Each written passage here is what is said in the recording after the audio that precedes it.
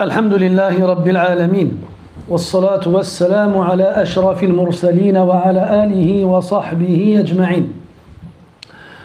أما بعد، أيها الإخوة الكرام، نلتقي وإياكم في هذه الليلة المباركة التي هي الخامسة من شهر جمادى الأولى، الخامسة عشر من شهر جمادى الأولى لعام 47 و400 وألف للهجرة، الموافقة للخامسة من شهر نوفمبر لعام 25 و2000.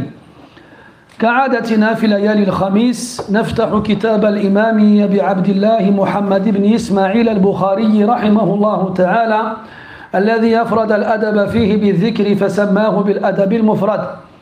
وكنا قد افتتحنا في لقائنا الماضي قراءة الباب السادس بعد 300، الذي هو بعنوان الغيبة، وقول الله تعالى: ولا يغتب بعضكم بعضا.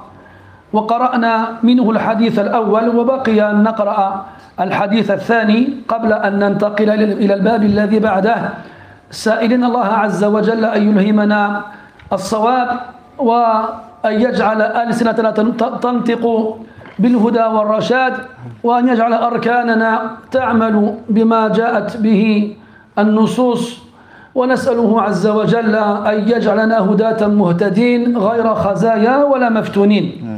Mes très chers frères, nous nous retrouvons dans cette 15e nuit du mois de Jumada al-Oula de l'an 1447, c'est-à-dire le 5 novembre 2025. Comme chaque mercredi soir, nous nous retrouvons avec le livre de l'imam al-Bukhari rahimahullah ta'ala, qu'il a consacré à la mention des bienséances. Nous avons pu, alhamdulillah, lors de notre dernière rencontre, finir la lecture du premier hadith qui se trouve dans le 306e chapitre, qui est intitulé La médisance, ainsi que la parole d'Allah Azza wa Jal, et ne vous médisez pas les uns les autres.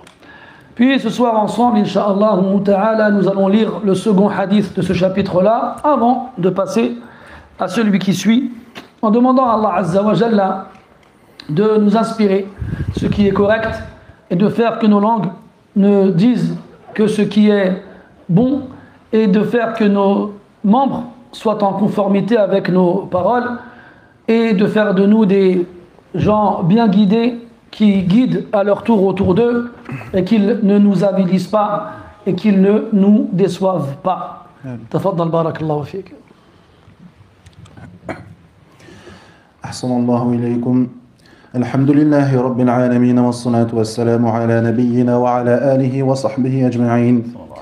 Allahumma ighfir lana wa li shaykhina wa li walidina wa lil hadirina wa li jami'il muslimin. قال أبو عبد الله محمد بن إسماعيل البخاري رحمه الله: حدثنا ابن نمير قال حدثني أبي قال حدثنا إسماعيل عن قيس أنه قال: كان عمرو بن العاص رضي الله عنه يسير مع نفر من أصحابه، فمر على بغل ميت قد انتفخ، فقال: والله لأن يأكل أحدكم هذا حتى يملأ بطنه خير من أن يأكل لحم مسلم. بارك الله فيك. هذا حديث موقوف عن عمرو بن العاص رضي الله عنه. يقول الراوي وهو قيس أن عمرو بن العاص رضي الله عنه سار مع نفر من أصحابه. ومن المعلوم أن عمرو رضي الله عنه كان أميرا على مصر في خلافة عمر بن الخطاب رضي الله عنه، فيغلب على الظن أن هذه الوقيعة كانت في مصر، وأن عمرا رضي الله عنه استغل هذه الفرصة لأجل أن يعلم أصحابه درسا مهما، واستنبط هذا الدرس من القرآن، فجعل للمثل الذي ضربه الله تبارك وتعالى صورة حية يراها الناس بأم أبصارهم، وهذا يزداد الأمر يقينا، أو يزيد الأمر يقينا.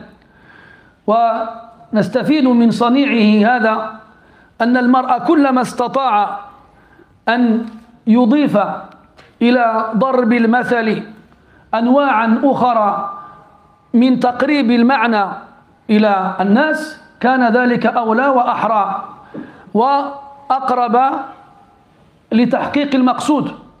فالمقصود أن يفهم الناس المراد من كلام الله عز وجل ورسوله عليه أفضل الصلاة وأزكى التسليم.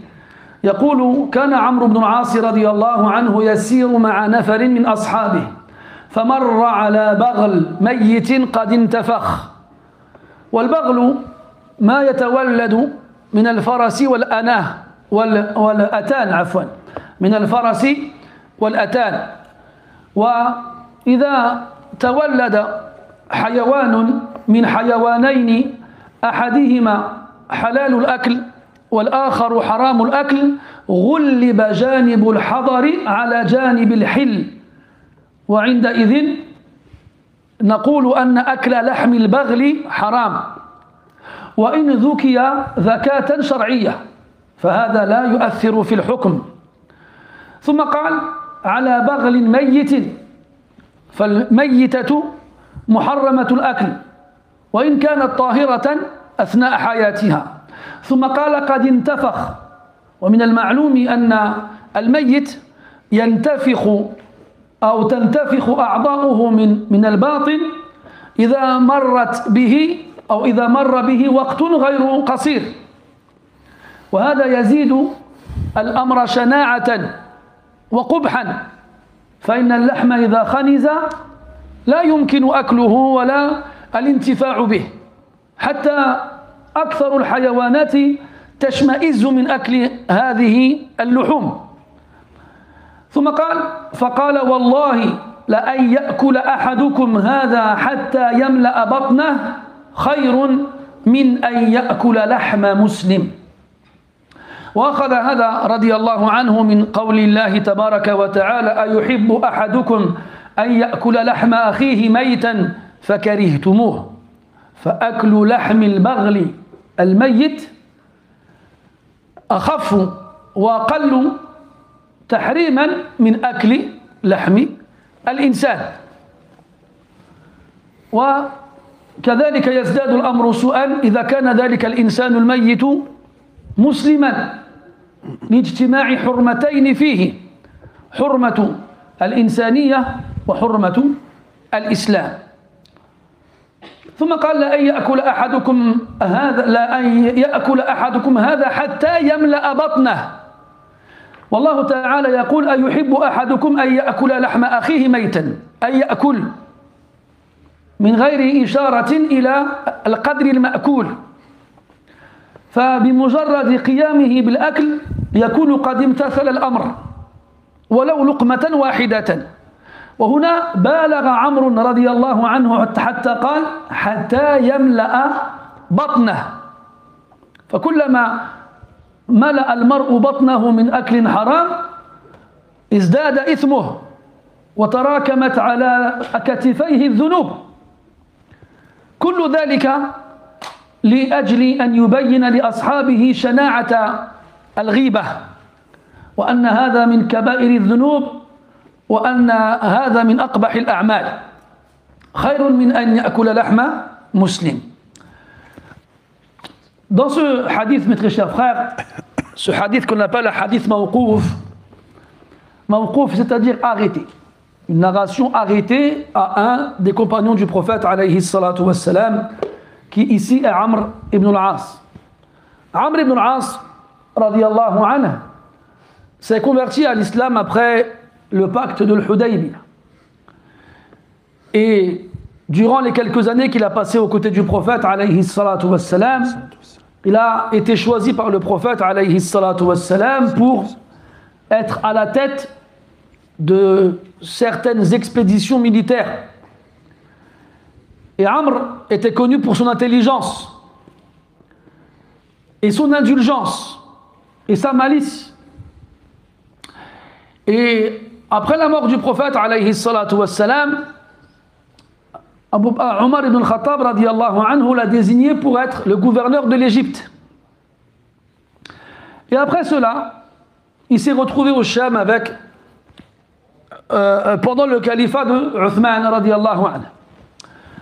Donc il apparaît, Wallahu ta'ala a'lam, que cette histoire-là s'est passée en Égypte ou au Sham. Allah ta'ala sait mieux. Qais, wala'allahu Qais ibn Hazim, si je ne me trompe pas, il nous dit que Amr ibn al-As, radiyallahu anhu, marchait avec ses compagnons, avec un groupe appartenant à ses compagnons. Ils marchaient ensemble. Et alors qu'ils marchaient ensemble, ils virent sur leur chemin le cadavre d'une mule qui avait gonflé. Et la mule est l'enfant, est l'hybride qui résulte de l'accouplement d'un cheval avec une ânesse ou d'un âne avec une jument. Et il est toléré par la majorité des savants de consommer la viande du cheval, même si l'imam Malik rahimahullah y voyait une détestabilité. Quant à la consommation de la viande de l'âne, elle est interdite. Qu'en est-il de la mule, qui n'est ni un cheval ni un âne? Est-ce qu'on a le droit de le manger ou pas? Les savants ont une règle. Cette règle, elle consiste à donner la supériorité au côté illicite sur le côté licite.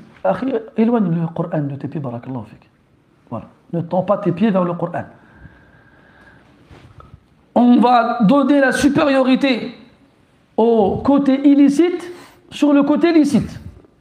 Donc chaque fois qu'on aura face à nous un élément qui se compose de deux bases, une licite et une illicite, alors c'est le côté illicite qui l'emportera. Et donc, à partir de là, on dira qu'il n'est pas permis de manger de la viande de mule. Même si on la sacrifie en disant Bismillah et qu'on la vide de son sang, elle sera illicite à la consommation. Et cet animal-là, on nous dit qu'il est mort. C'est-à-dire qu'il n'a pas été tué. Ou bien il a été tué, mais comme on vient de le dire, sans avoir été sacrifié, conformément aux règles de l'islam. Et quand bien même il aurait été sacrifié ainsi, ça n'aurait pas changé le jugement. Il resterait illicite à la consommation. Et on nous dit qu'il a gonflé, intafakh, car on sait que les êtres vivants, lorsqu'ils meurent, après un certain temps, leurs organes à l'intérieur gonflent. Bon, je ne pourrais pas vous expliquer ça, je ne veux pas m'improviser ce que je ne suis pas. Mais il y a des gaz qui se forment à l'intérieur, et comme il n'y a pas d'évacuation possible, eh bien, les différents organes, ils gonflent.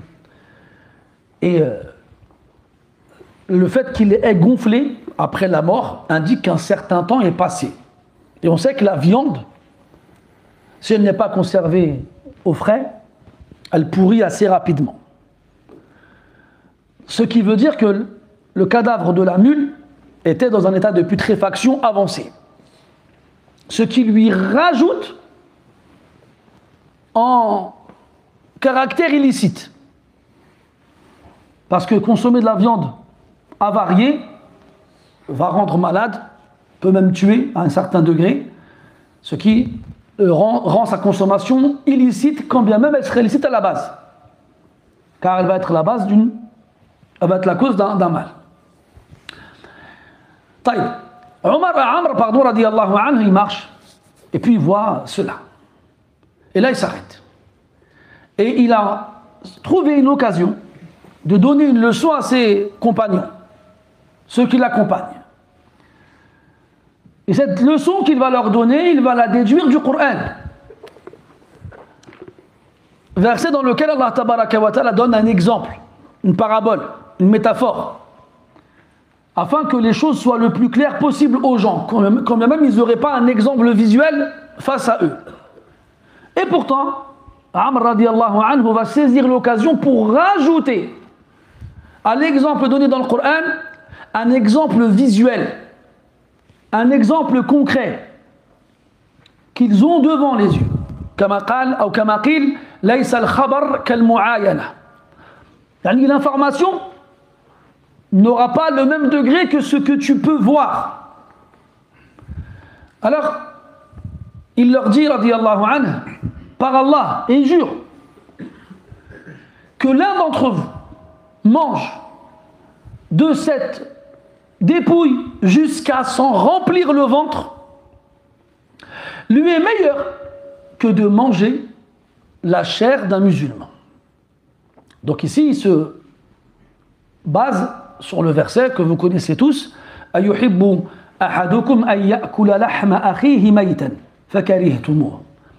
L'un d'entre vous aimerait-il manger la chair de son frère alors qu'il est mort? Évidemment, vous en éprouveriez de l'aversion. Vous en seriez dégoûté. Et dans une qira'a shadha, fakurrihtumuhu. Fakurrihtumuhu. On vous l'a fait détester. On a fait que vous éprouviez de l'aversion à cela, à manger la viande d'un humain. لأن أصحاب الطباع السليمة يشمئزون ويتقززون من أكل لحم الإنسان.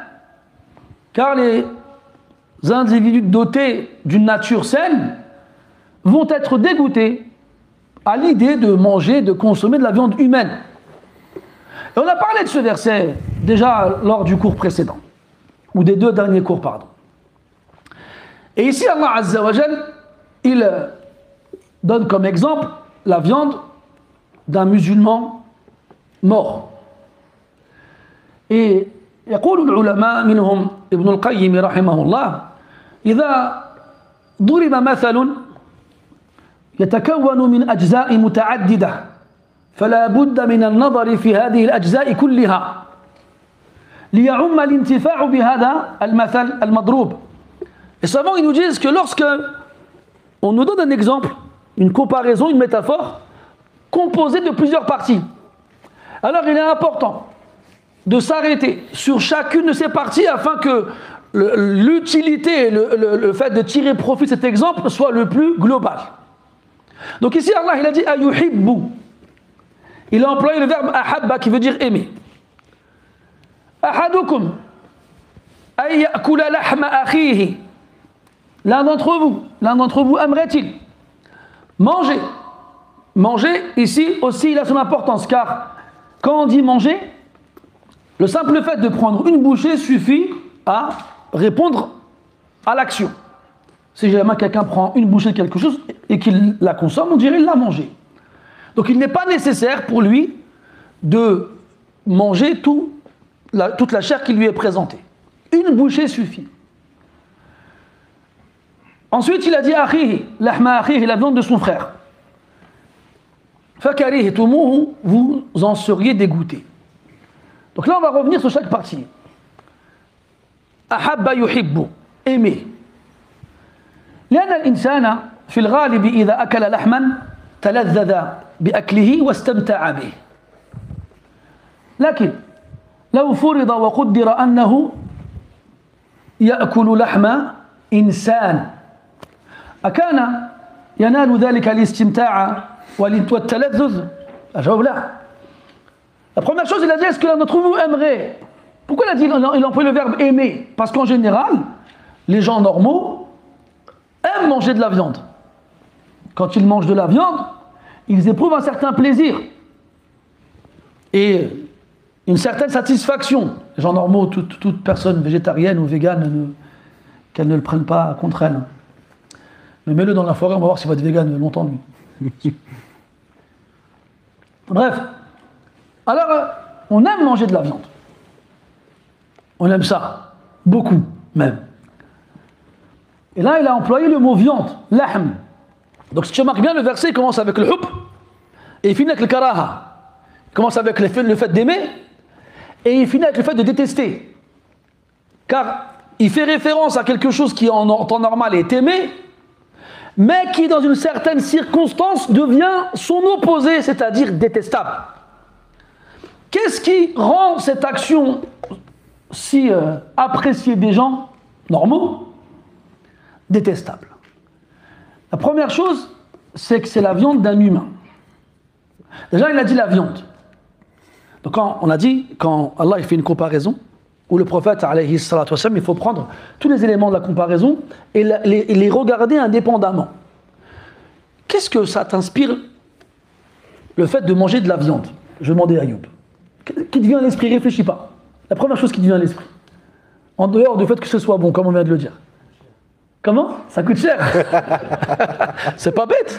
Wallah, vous savez, mes frères, quand Allah il nous demande à faire le tadabbour, moi ça m'est déjà arrivé, je demande des fois à des gens dans ma famille qui ne sont pas forcément connus pour lire beaucoup de livres, ce qu'ils pensent d'un verset, qu'est-ce que ça leur vient à l'esprit? Je vous assure que la plupart du temps, ils me donnent des impressions qui sont très pertinentes. Et auxquelles, subhanallah, tu ne penses pas même quand tu lis les livres. Et ça coûte cher, c'est vrai. Depuis toujours, la viande elle coûte plus cher que les légumes. Ce qui nous donne une indication par rapport à la valeur de la chose. Taïb, Hudayfa, dis-toi. Ah, je l'ai réveillé, il était en train de chercher la viande. Ah, là, je vais t'aider dans le fait de la manger. Quand tu manges de la viande, en dehors du fait que ce soit bon, à quoi tu penses, toi? On prend son temps, on déguste. On prend son temps, on déguste. Ça revient à aimer autre chose. Bilal. Il y en a beaucoup dans les repas de fête. Il y en a beaucoup dans les repas de fête. Ouais, c'est vrai. Voilà, par contre, ça ne nous aide pas là. Shamsuddin, toi, quand tu manges de la viande, est-ce qu'il y a quelque chose qui te dérange quand tu manges de la viande? Les os. Les os? Non, là, tu ne manges pas les os avec la viande. Je sais pas, il te met quoi dans ton père, dans tes assiettes? Il donne les os et puis il garde la viande.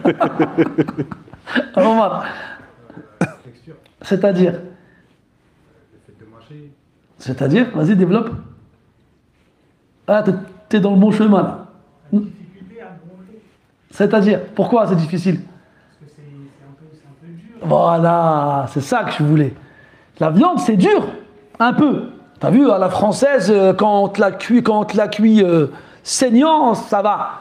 Mais c'est pas bon, c'est... Bon, les goûts, les couleurs, hein, vous connaissez le truc. Mais dans tous les cas, la viande, elle est dure. Pour la couper, il faut la déchirer. Donc soit tu la prends, tu la saisis tes deux mains, tu la mords avec tes molaires et tu tires dessus, ou bien tu t'acharnes. Donc, tu t'acharnes pas avec le couteau quand tu coupes la viande un peu, Shamsuddin. Ah, la viande, elle est dure. Et il y a une ishara, il a at-tamziq. C'est comme si on devait le déchirer. Et là, ça fait référence à ird al-insan. Ça fait référence à l'honneur de la personne. كأن المغتاب يمزق عرض أخيه.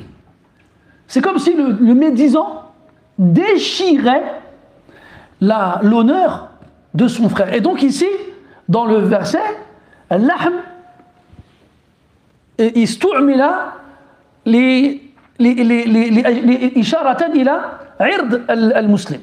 La viande, elle a été utilisée dans ce verset comme moyen de faire référence à son honneur. ويقول العلماء أن عرض المرء أشرف وأعظم من لحمه ودمه.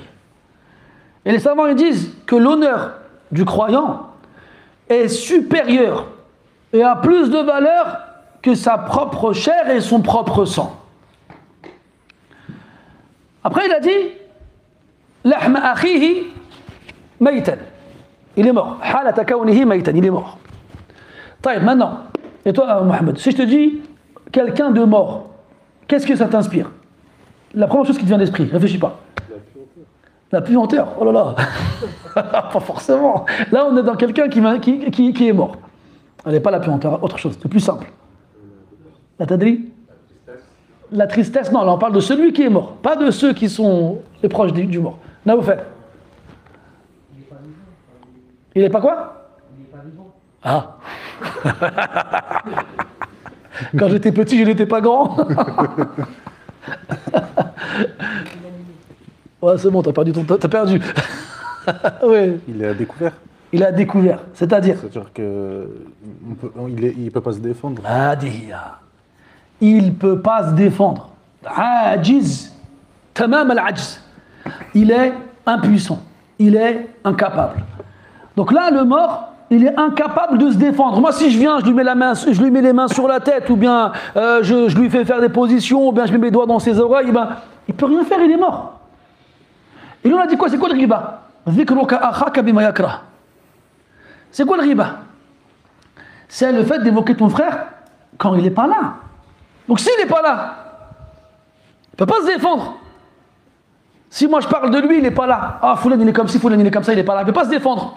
De la même façon que le mort ne peut pas se défendre. ومن جميل ما وقفت عليه اليوم في تعريف الغيبة ما ذكره الشيخ صديق حسن خان رحمه الله في تفسيره حيث قال الغيبة ذكر العيب بظهر الغيب.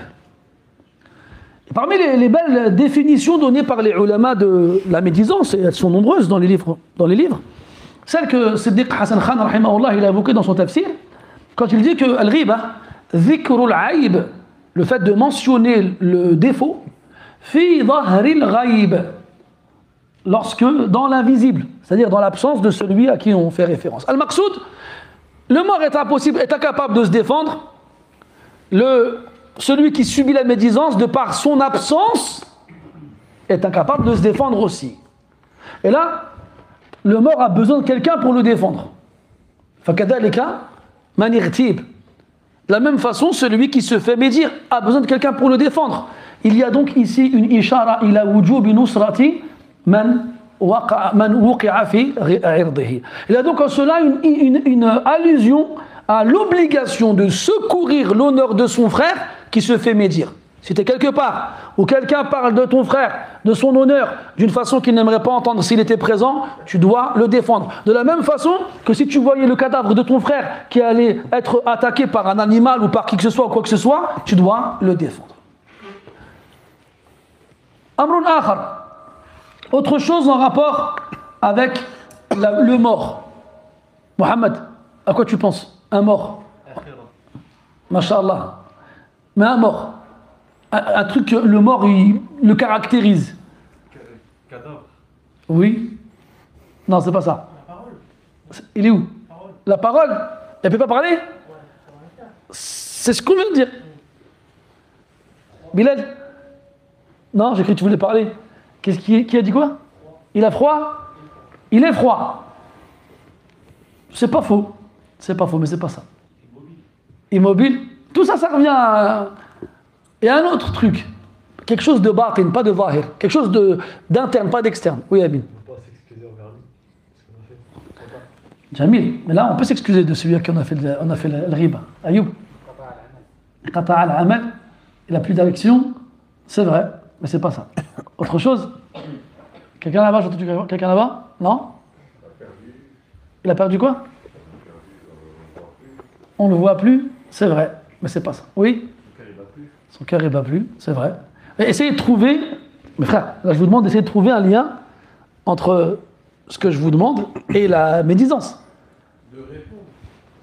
Hein? De répondre. De répondre. Oui, ça revient à ce qu'on disait tout à l'heure. Ça revient à la capacité. Quelque chose qui se rapporte aux morts, pas d'externe, mais d'interne. Mohamed? Non? Mohamed? Non? Mohamed? Non, j'en ai trois là. Abou Safia. Safia. Oui, Akhi. Il se décompose. Non. Elias. Il est vide. Ah, tu fais quoi? T'es mort, toi. Qu'est-ce? J'entends pas. L'âme? Non. Moi, mes frères, je vous demande de chercher un lien avec la médisance. Oui? Il ne peut plus pardonner? Oui, c'est ce qu'il a dit tout à l'heure, Amine. Mais dans la médisance, si on va voir celui qu'on a médit et qu'on lui demande pardon, il peut nous pardonner. Il faut trouver un lien concret.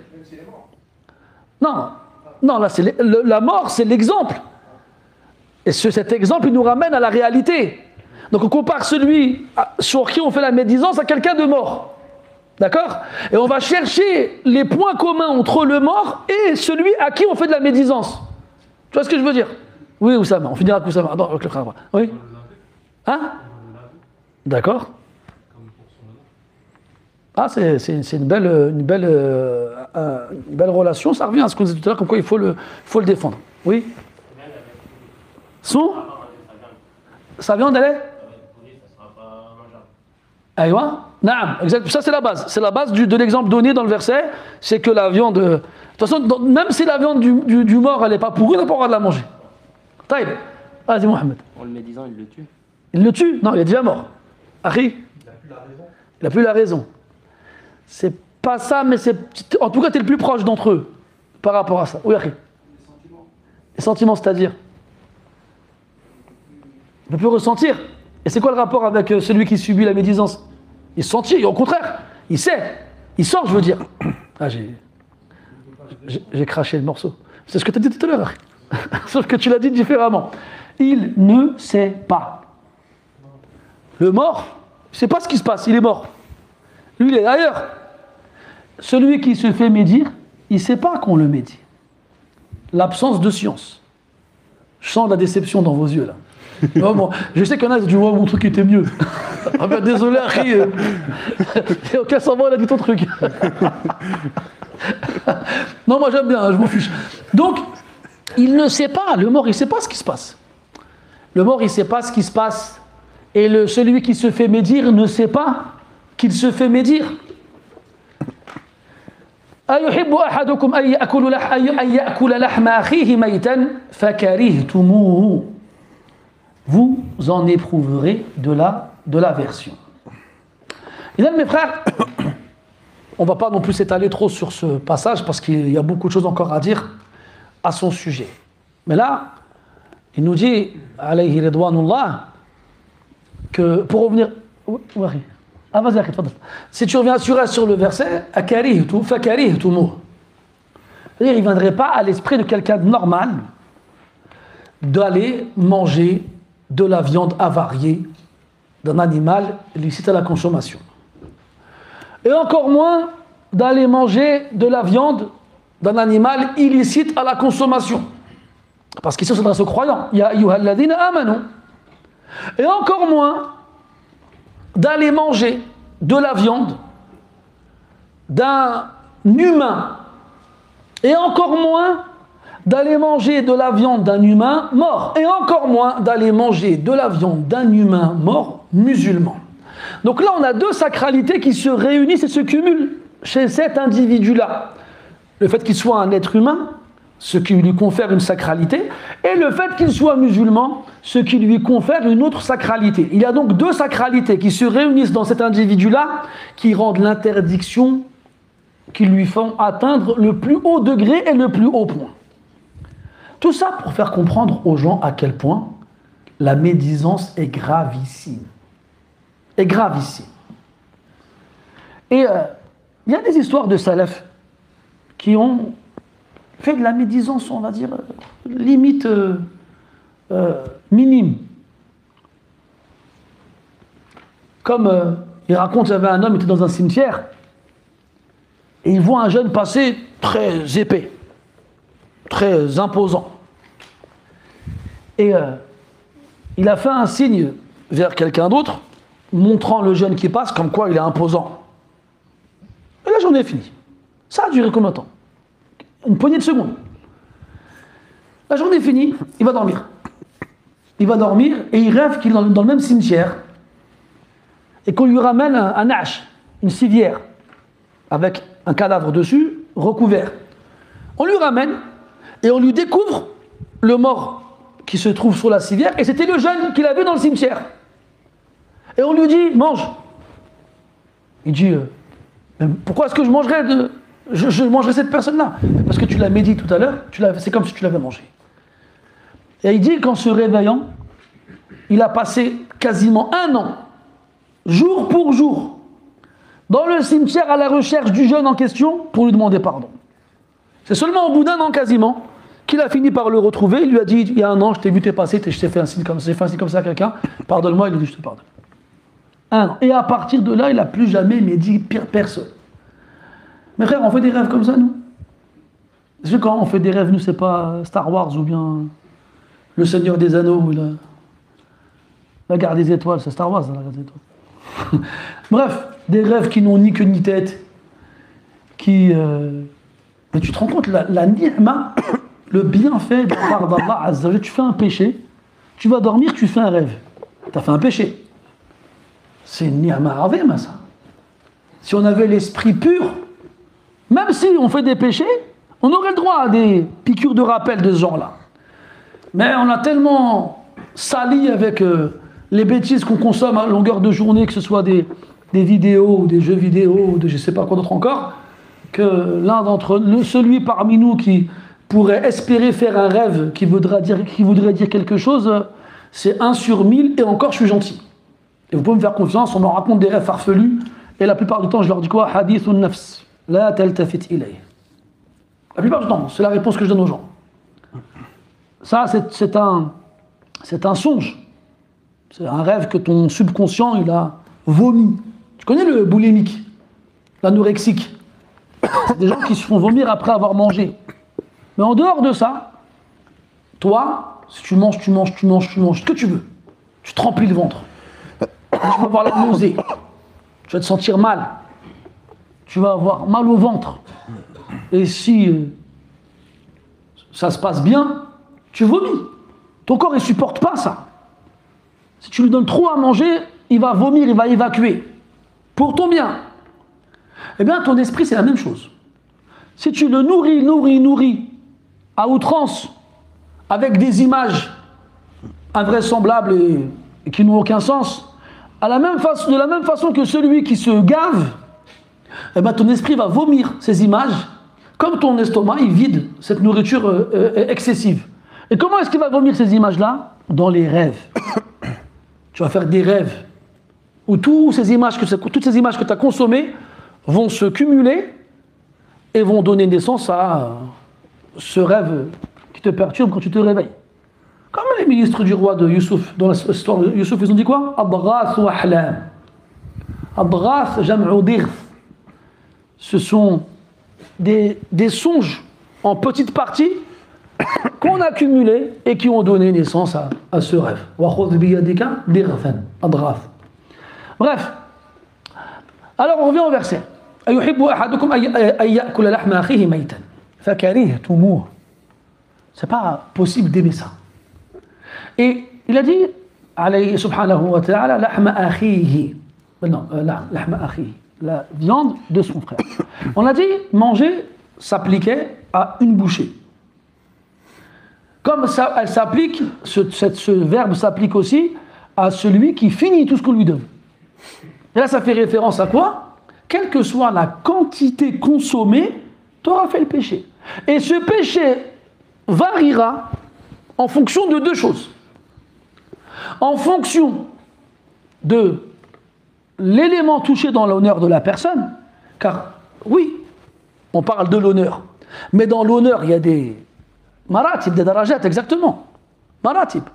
Si on parle de mon apparence physique, par exemple, ça touche à mon honneur.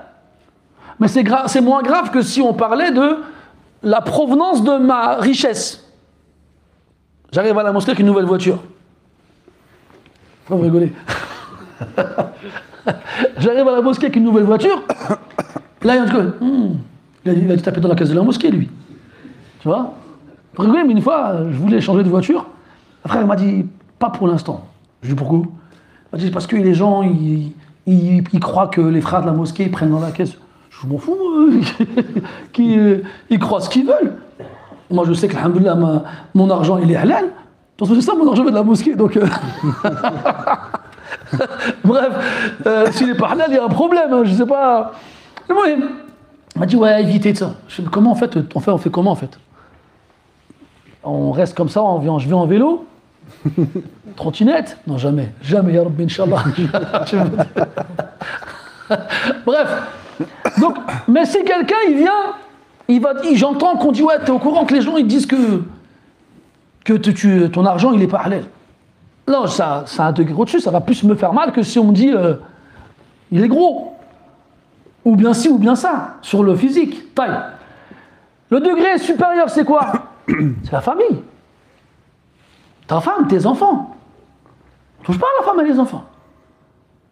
On vient dire, ouais, la femme de Foulane, elle est comme ci, elle est comme ça. Là, il y a un degré supérieur, là, on atteint un autre degré, là. Tu vois, donc, en fonction de ce que tu vas dire sur la personne en question, le péché ne sera pas le même. Ça, c'est pour tout le monde pareil. Maintenant, il y a une autre chose aussi à prendre en compte, c'est la personne que tu vas médire, ou sur qui on va médire. Qui c'est? Foulane min al-nas, Zayd min al-nas. Yani un musulman min al-nas. Un musulman, adi normal. C'est grave, c'est la base. Mais c'est pas que. si ce musulman, il a une importance au milieu des musulmans. Et ceux qui ont de l'importance au milieu des musulmans, c'est deux catégories. C'est les ulama et les hukam. C'est les savants et les gouverneurs. Donc eux, si on les médit, alors c'est pas comme si on avait médit un autre, qui n'est ni l'un ni l'autre. Ce sera encore plus. Et c'est Ibn Asakir, rahimahullah, qui a cette parole très connue, dans laquelle il dit que le humu ahli al-ilmi masmouma, où il nous dit que la viande, la chair des gens de la science, elle est empoisonnée. Là, on a un qaïd zaïd. Là, on a un détail supplémentaire. C'est plus seulement la viande de ton frère mort. C'est la viande de ton frère mort et elle est empoisonnée. C'est pas rien. Même si cette chose-là peut te paraître futile. Je me souviens, il y a longtemps de ça, bon, longtemps, c'est relatif, hein, une quinzaine d'années. C'est longtemps pour toi ou pas, Mohamed? C'est plus que la moitié de ta vie, on est d'accord. Pour moi, c'est pas longtemps. Et il y a un cheikh qui est venu d'un pays arabe, on va pas dire que c'est lequel, il est venu en France. Il est venu en France, il a fait des doros en France, et le cheikh, le miskin, il est pauvre.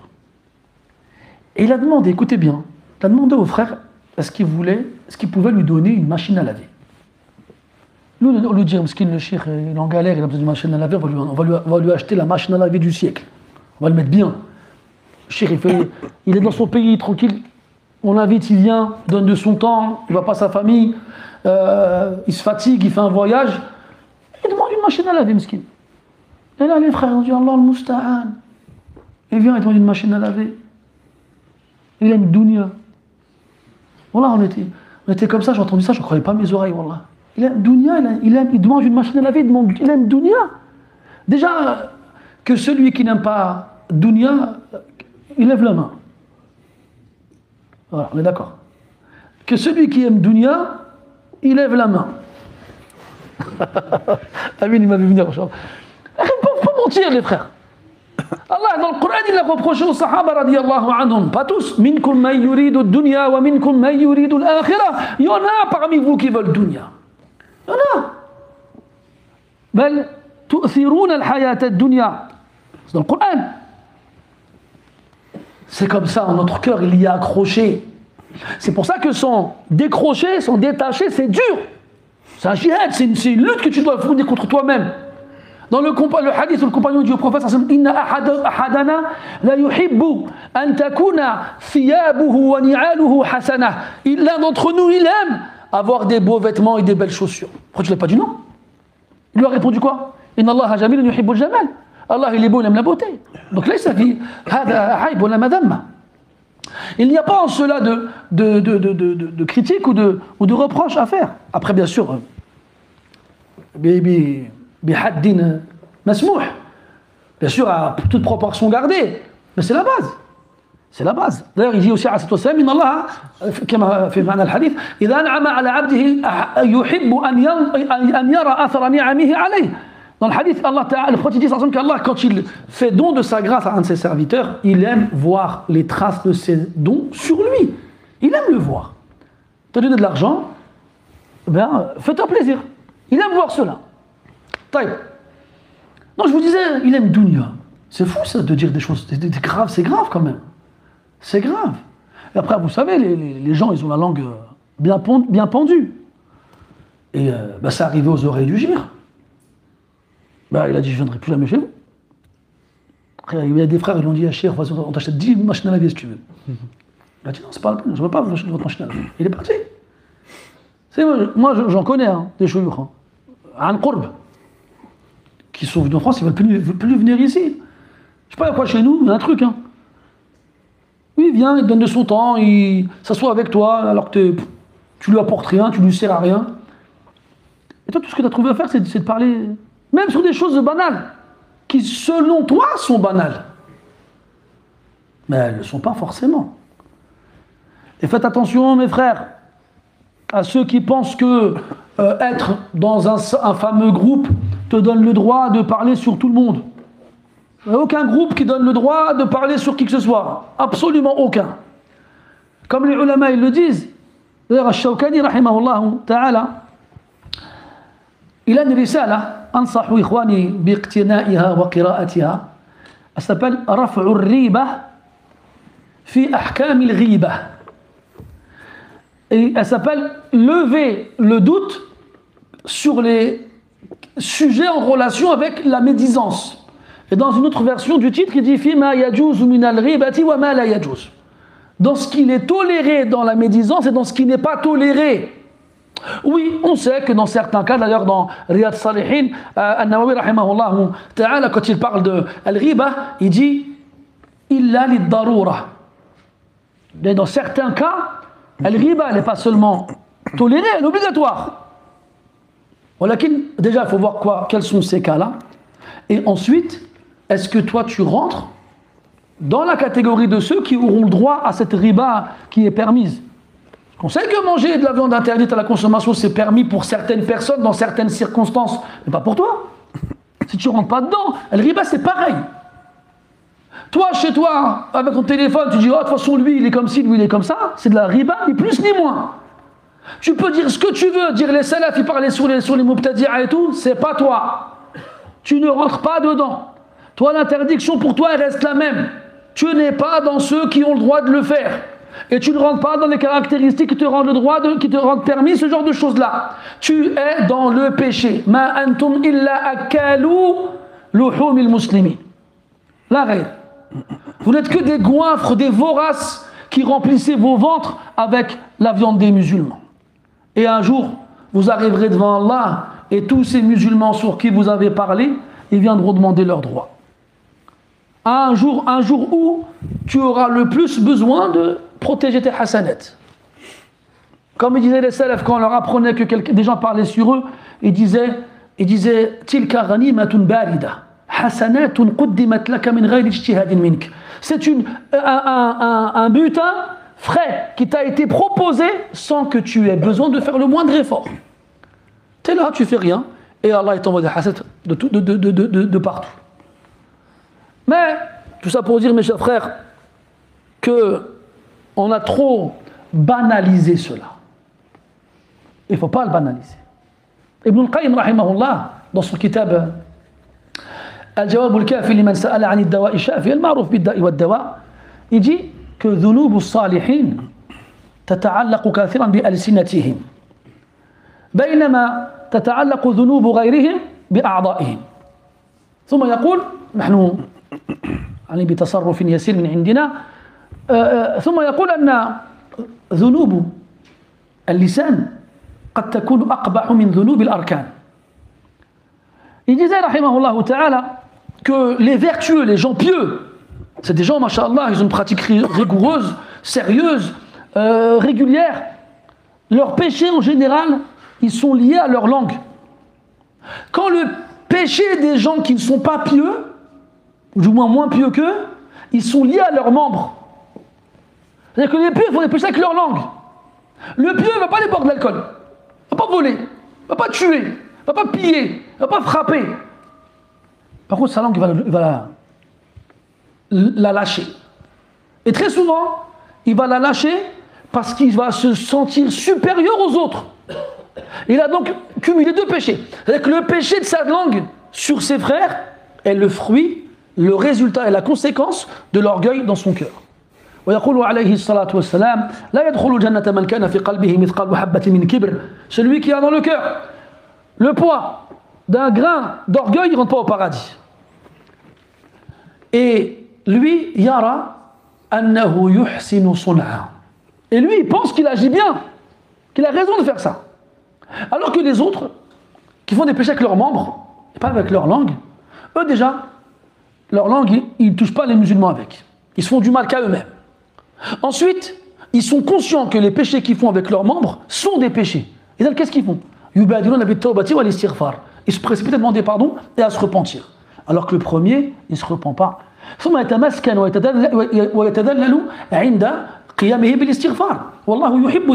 Et ensuite, quand il va demander pardon, il a honte. On l'a tous déjà vu, j'en ai vu plein dans ma vie, des gens qui se disent musulmans, qui sont éprouvés par l'alcool, qu'Allah nous en préserve ainsi que nos frères. Et quand ils te voient, ils voient quelqu'un qui a une apparence de pratiquant, ils vont le voir, ils sont en train de pleurer, ils disent stop, faites de pour moi, s'il te plaît, j'en peux plus, j'arrive pas à sortir de ce pétrin. Et son cœur, il est déchiré, il est détruit, parce qu'il sait qu'il fait un grand péché, il n'arrive pas à arrêter. Et il te demande de faire des doigts pour lui. Lui, il a un degré d'humiliation, un degré de comment on peut rappeler ça, de pauvre, comment tu dis? De cassure, exactement, de cassure au niveau de son âme et de son cœur, qui fait que sa demande de pardon, elle a un degré auprès d'Allah Azza wa Jalla. Quand tu es imbu de ta propre personne, parce que tu rates pas une prière à l'heure ou à la mosquée, parce que tu suis la sunna ou parce que tu suis les pieux prédécesseurs à la za'mik, comme tu le prétends, tu montes, tu rentres et tu regardes les gens de haut et tu les méprises et tu les dénigres et tu te sens supérieur à eux. Alors tu dis quoi? Hada la yusawi indi shay'a. Lui, il vaut rien. Ana khayrun min mil'il ardi min mithlihi. Je suis meilleur qu'une terre entière remplie de gens comme ça. Il y a des gens qui disent ça, wallah, ils le disent. Ils le disent. Et des fois, ils ne le disent pas par rapport à quelqu'un comme lui, ou, entre guillemets, qui fait moins que lui. Ils disent ça par rapport à des ulama qui ont passé des 60, 70 ans à lire, à écrire, à apprendre, à réviser, à enseigner. Eh mes frères, les hasanat, elles valent cher. Valent tellement cher que le jour de la résurrection, pour ne pas les donner aux autres, tu vas les fuir, même si ce sont les gens qui te sont le plus proches, tes parents, ton épouse, tes enfants, tes amis, tes frères. Tu voudras voir personne ce jour-là. La seule chose que tu répéteras sans cesse et inlassablement, nafsi, nafsi. Et quand tu n'auras pas le choix et que tu devras répondre de tes actes et que tes victimes viendront demander réparation, la seule monnaie d'échange ce jour-là, ce sera les hasanat et les sayyi'at. Si tu as une victime, peut-être que si tu as réussi à cumuler suffisamment de bonnes actions, il t'en restera après l'avoir remboursé. Mais imagine, tu en as plusieurs des victimes et qu'elles te prennent toutes tes hasanat et que tu as encore des victimes après ça. Alors ils te donneront leurs sayyi'at, te donneront leurs péchés. Et à l'aide, si seulement nous aussi on pouvait marcher dans la rue ensemble et voir des cadavres de mules gonflés et dire les frères, vous voyez cette dépouille-là à un stade avancé de putréfaction, il vaut mieux se remplir le ventre que parler sur les musulmans. Peut-être que si on répétait ce genre de choses-là et qu'on les voyait, parce que là l'image elle va s'enregistrer dans ton esprit. Ça y est, là tu as un visuel. Il y a le verset, il y a le visuel. Là, peut-être que quand tu vas lire le verset, ce sera différent quand tu vas le lire. Parce que tu auras l'image qui l'accompagnera. Et le problème, mes frères, c'est que quand nous, Allah il nous donne des exemples dans le Coran, on ne réfléchit pas suffisamment pour dessiner ces images dans notre esprit. Mais imagine-toi, ya akhi. Vous savez, imaginer, c'est quelque chose de demandé. Pas imaginer des choses qui n'existent pas. T'imagines-toi dans cette situation-là. Quand Allah il parle du jour de la résurrection, quand il nous dit que les gens vont sortir de leur tombe nus, quand il nous dit qu'ils vont sortir comme des sauterelles, quand ils vont sortir comme des papillons, quand ils vont courir dans tous les sens, quand ils vont hurler, quand ils vont fuir leur père, leur mère, quand ils vont arriver devant... Il faut les imaginer, ces choses-là, mes frères. Il faut y mettre des images. Parce que le croyant, il voit avec les yeux de son cœur. Si tu lis le Coran et tu vois rien avec ton cœur, tu te contentes juste de déchiffrer des lettres et de lire des mots. Mais si leur sens il n'est pas assez fort à tes yeux et à tes oreilles et à ton cœur pour que justement ton cœur il ouvre ses yeux sur ces réalités, comment tu veux qu'elle te touche? Comme Allah dit subhanahu wa ta'ala, kalla law ta'lamuna ilma al-yaqin la tarawunna al-jahim. On avait dit que ces deux versets-là, les savants divergent. Hal yahsunu al-wuquf am al-wasl? Est-ce qu'il est meilleur de s'arrêter entre les deux ou de ne pas s'arrêter entre les deux? Il y en a qui ont dit qu'il vaut mieux s'arrêter. Parce que ça voudrait dire que si on avait la science de la certitude, on verrait l'enfer. Et l'enfer, on ne le verra que fil akhirah. Ils ont dit non. Au contraire, si on avait cette certitude, on verrait l'enfer avec nos cœurs, comme s'il était devant nous. Et les sahaba lui disent, radiyallahu anhum, comme dans le hadith de Handala, radiyallahu anhu, quand il dit, quand le prophète,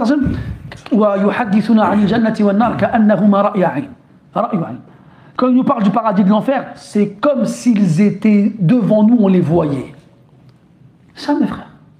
On avait vu ensemble dans le verset où Allah Ta'ala il dit أفرأيتم النار التي تورون أأنتم أنشأتم شجرتها أم نحن المنشئون نحن جعلناها تذكرة ومتاعا للمقوين. On a fait du feu un rappel. Et on avait rapporté les histoires de Abdullah ibn Mas'ud et d'autres compagnons, d'autres salihines comme Rabi' ibn Khuthaym qui marchaient et qui tombe sur un forgeron qui a une petite cheminée devant lui, qui remplit avec du feu à l'intérieur et qui remplit avec du combustible comme du charbon, et il y rentre dedans le fer qui est très dur, qui n'est pas malléable, mais au bout d'un moment, il le devient à cause de la chaleur, puis il sort le fer, et puis il tape avec sa massue dans le fer, et ça fait jaillir des étincelles. Et là, Abdullah ibn Mas'ud, il est là, il regarde là, et paf, il s'évanouit, tombe dans les pommes.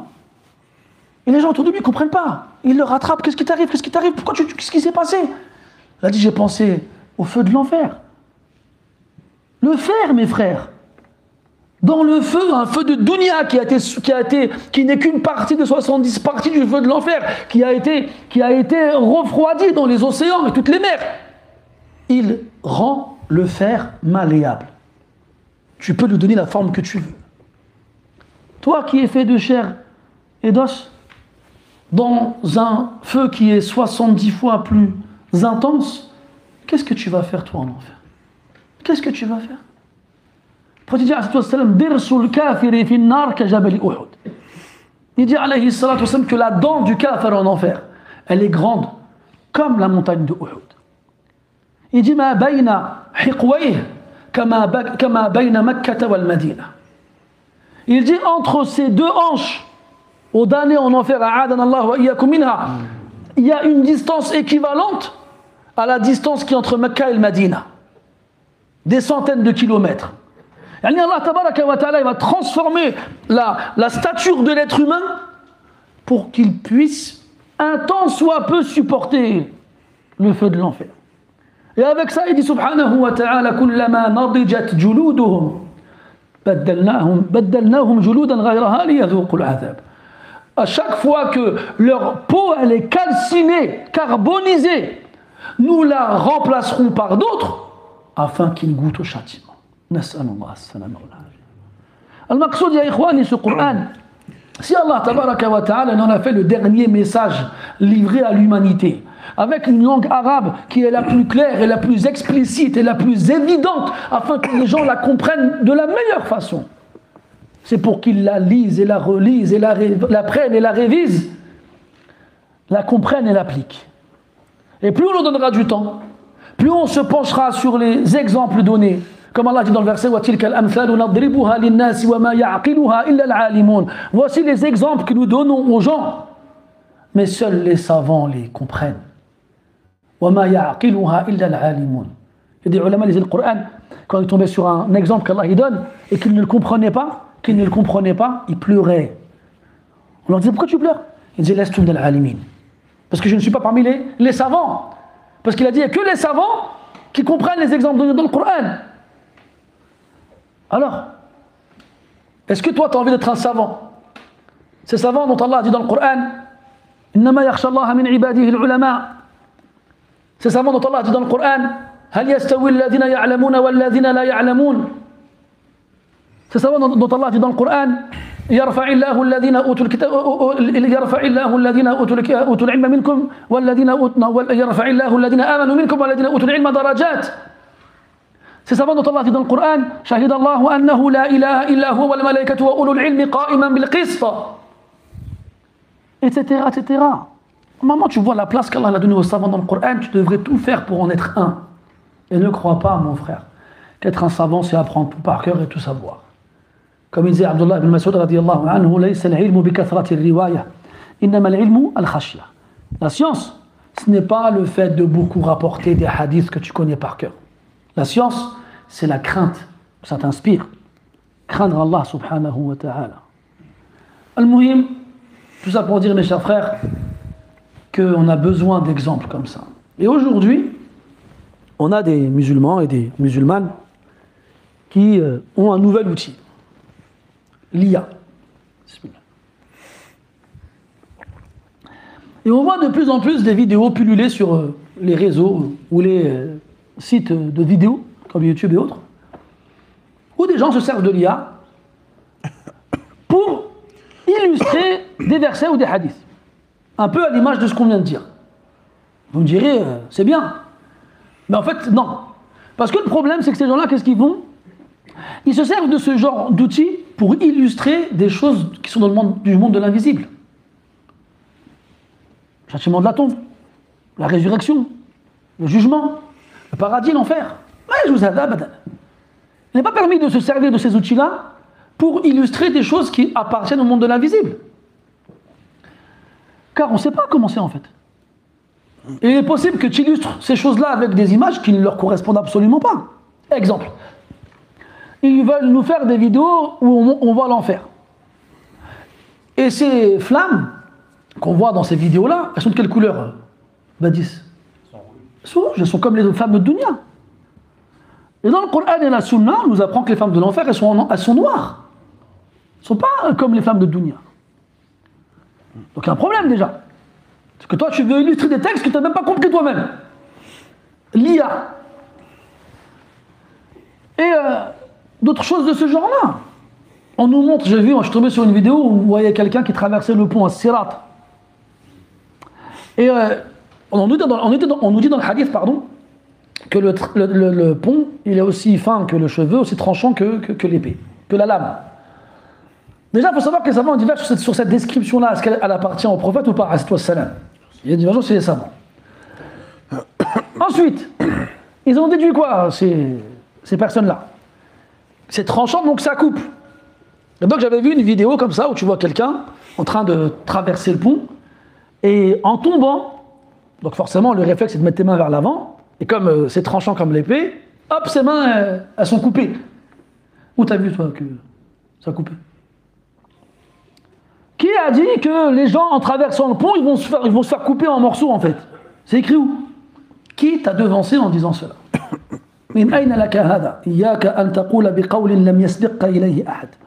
Prends garde à dire une chose dans laquelle personne t'a jamais devancé. Qui a dit ça? C'est écrit où?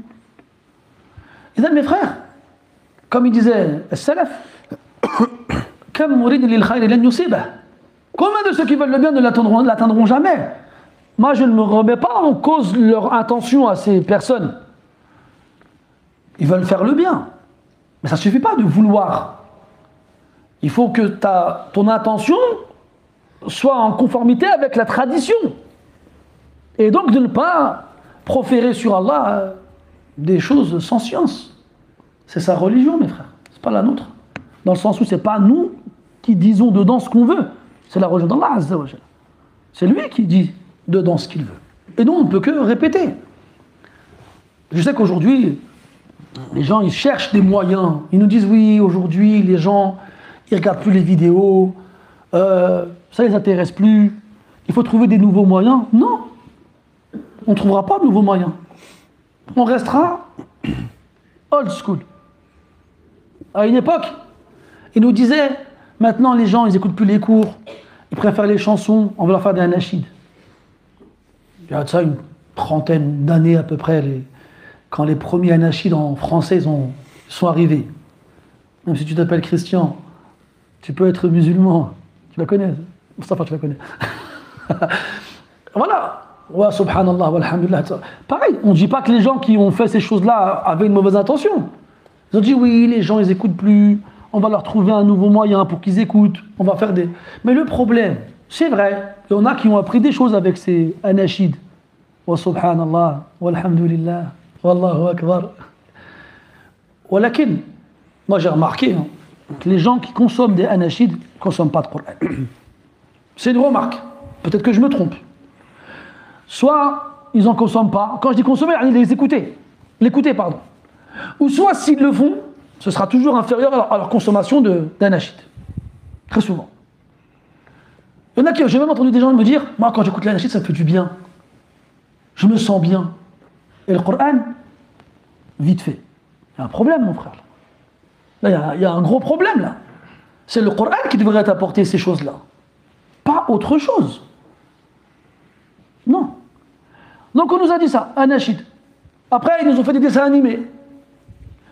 Maintenant, on nous fait des des petites vidéos courtes sur TikTok et compagnie, parce que les gens ne tiennent plus longtemps devant une vidéo. T'es sérieux là? Tu me dis ça à moi là? À une époque où les gens ils sont capables de bouffer 10 épisodes de la dernière saison de leur série préférée en une traite, tu me dis à moi, tu n'es pas devant une vidéo de 20 minutes.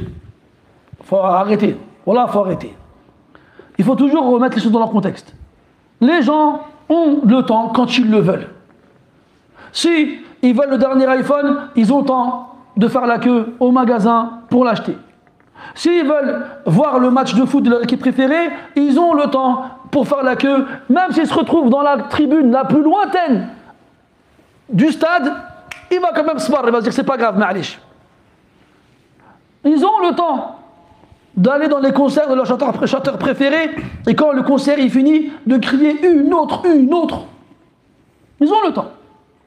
Ils ont le temps de regarder le dernier épisode des Avengers qui dure 3 heures, version longue, au Rex, en avant-première, un billet qui coûte une blinde. Ils ont le temps. Et tu me dis à moi, arrête, tes deux sont trop longs. Eh ben tant pis. Ils seront trop longs, Inch'Allah, encore plus. Si je suis chaud. Je suis toujours chaud. Et non, voilà, faut arrêter. Il ne faut pas oublier dans quoi on vit, tu vois. Il ne faut pas oublier les gens avec qui on vit. Il ne faut pas oublier ça. Et encore une fois, il scrolle. Avant de dormir, il dit, je vais regarder une vidéo vite fait. Il est minuit 27. Après 3h43. Il est comme ça. Tu sais, il est mort, hein. Une dernière. Tu vois comment vous rigolez? Attention, on va regarder au 9 ça m'arrive des fois. Ça m'arrive, je vais regarder les fous sur Terre, qu'est-ce qu'ils ont inventé de nouveau et tout ça. Et là, 1, 2, après tu commences à sentir ta tête lourde, tes yeux piquent. Tu vois, j'ai regardé combien de temps. Après, tu vois, il y a 1 heure, elle est passée. Un aspirateur de temps, subhanallah. C'est fou quand même. Après, Zama, tu fais le pied quand il y a une image de pas bien, tu fais astaghfirullah. Arrête, tu regardes, c'est bon, c'est passé, ah bah c'est bon. Arrête, tu recommences. C'est quoi ça? Qu'est-ce que c'est que ça, billah? Franchement, mes frères, est-ce qu'on est sérieux? Est-ce qu'on est sérieux quand on fait des trucs comme ça, wallah? Ala kulli hal. Pour finir, parce qu'on va finir, je voulais faire le hadith d'après, mais je suis fou. En plus, il est grave long, il est pas long, mais il y a grave des trucs à dire, donc ça sera pour la prochaine fois, Inch'Allah.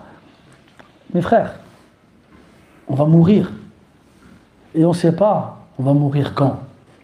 La mort, elle va venir sans prévenir. Elle va nous faire une surprise. Et qu'on le veuille ou non, quand la mort elle viendra à nous, on sera en train de faire quelque chose. C'est obligé. On fera quelque chose.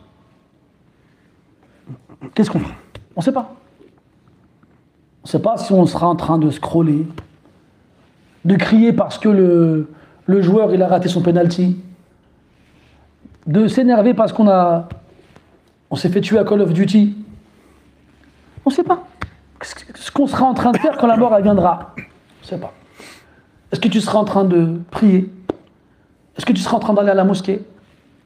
Est-ce que tu seras en train de tourner autour de la Kaaba? Est-ce que tu seras en train d'embrasser la pierre noire? Est-ce que tu seras en train de faire dua à Arafat? Tu ne sais pas, Yakhil Aziz. Tu ne sais pas. Mais en tout cas, tu vas mourir. Et tu vas mourir sur une action. Cette action, comme ils disent les ulama, al-khawatim mirathu sawabiq. Les actions finales de chacun d'entre nous qui marqueront notre séparation avec ce bas monde seront les héritières de celles qui ont été faites avant. Pourquoi tu crois qu'Allah préfère les actions qui sont continues dans le temps? Même si elles sont minimes. Comme ça, tu les fais tout le temps. Et les actions que tu fais tout le temps, il y a de fortes chances qu'elles soient les dernières de ta vie. Donc, ya Akhil Aziz, même si ce n'est pas une action qui peut paraître immense aux yeux des gens, ne serait-ce qu'être souriant. Ton sourire au visage de ton frère, c'est une aumône. Si tu souris à tes frères avec cette intention-là de faire une aumône tout le temps, eh bien peut-être que tu mourras avec le sourire aux lèvres. Et les gens diront, oh il est mort en train de sourire, et nous on dira non, il est mort en train de faire une aumône. Parce qu'Allah tabaraka wa ta'ala, c'est comme ça qu'il se comporte avec les gens.